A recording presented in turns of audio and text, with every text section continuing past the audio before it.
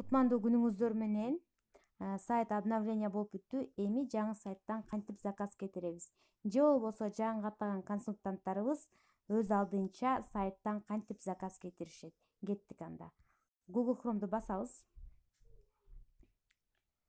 Жазабыз Faberlic. Официальный сайт деп жазсак болот. Болбосо мына менде уже шаблон чыгып калды. Шаблонду басып берем. Мен бат-баттан өтүп керек болот. Азыр сайт ачылат. Ачылар менен мына бизди новинка продукцияларыбыз слайд түрүндө тосуп алат. Биз өйдө турган Faberlic'тин тушунда турган 3 сызыкты басабыз. Вход кылабыз. Регистрация кылбаңыздар. Вход дегенди басасыздар.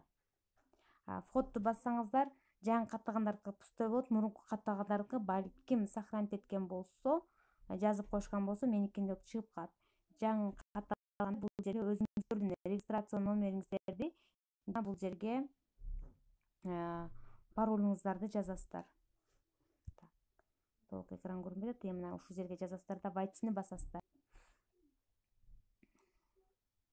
Азыркы сайтта ушундай болуп калды.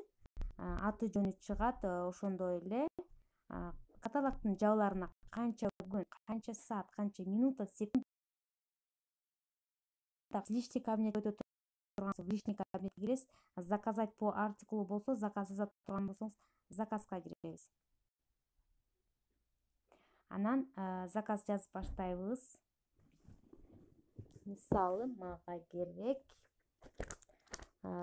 керек жаздык. Жаздыктын кодун теребиз.